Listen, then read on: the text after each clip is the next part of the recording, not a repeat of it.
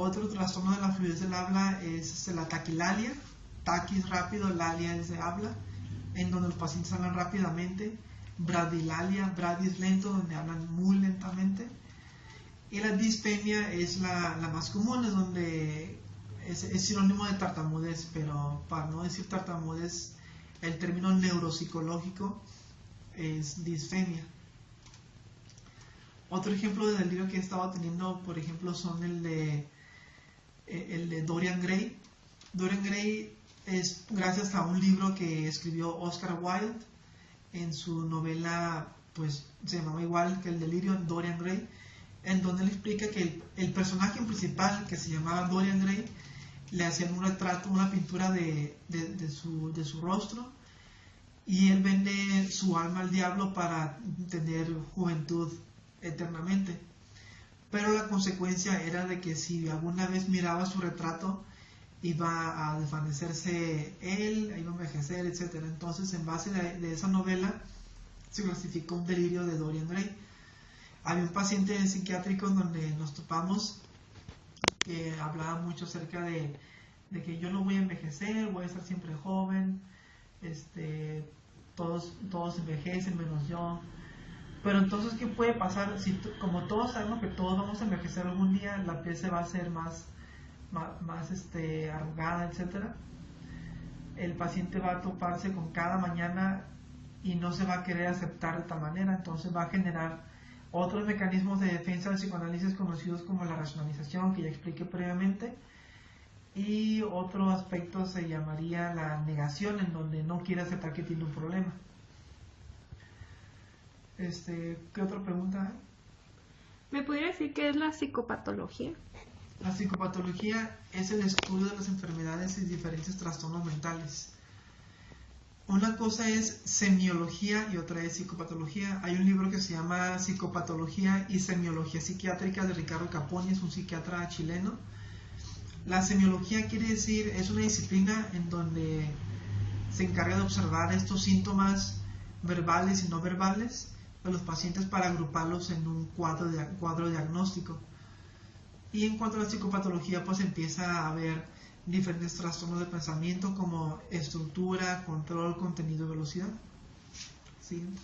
¿Me pudiera mencionar la historia de la psicopatología? Desde siempre se ha querido clasificar enfermedades mentales, pero es muy difícil también, porque lo que se considera sano en una cultura, para otra cultura puede ser no sano. De ahí el concepto de normalidad, anormalidad. Por ejemplo, una persona en ciertas tribus es común cometer la antropofagia. La antropofagia es en donde los seres humanos comen tejidos humanos, se llama antropofagia. Antropo, hombre, fagia, es tragar. Pero de este lado del planeta, pues, o por lo menos en este país, no es sano, porque se consideraría una máxima expresión del delirio de licantropía. El delirio de licantropía es donde el paciente cree que es un animal salvaje, etc. Y la máxima expresión de ese delirio sería, lo peor que puede pasar sería la antropofagia.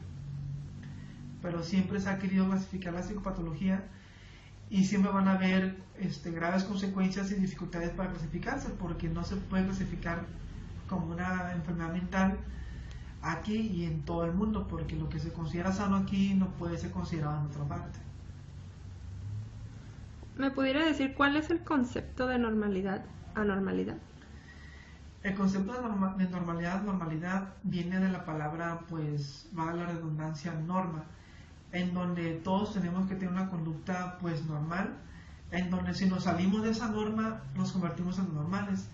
Quiere decir que nadie puede optar por una conducta que sea diferente a la de los demás, porque de lo contrario puede ser criticado. Bien. ¿Cómo se divide la psicopatología?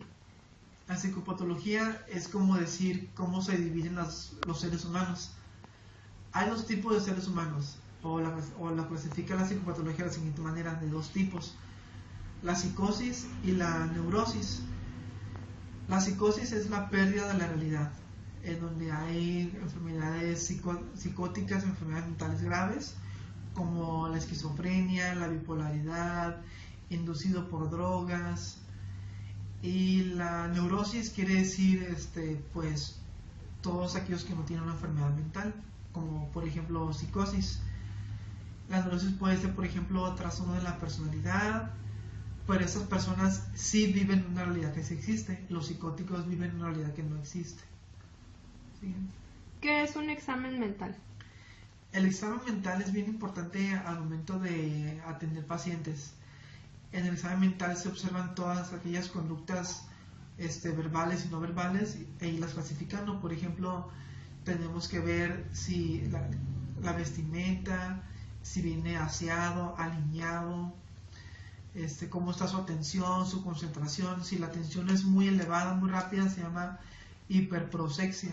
Si su atención es regular, se llama euprosexia. Y si es muy baja la atención, como para tenerle que explicarle una y otra vez porque no escucha, se llama hipoprosexia. Entonces, ¿cuál es la diferencia entre una persona que pone mucha atención a una hiperproséxica?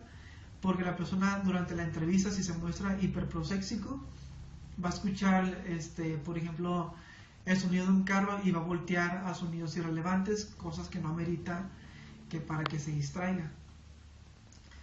También podemos ver el estado de ánimo, se divide en hipertímico, eutímico e hipotímico.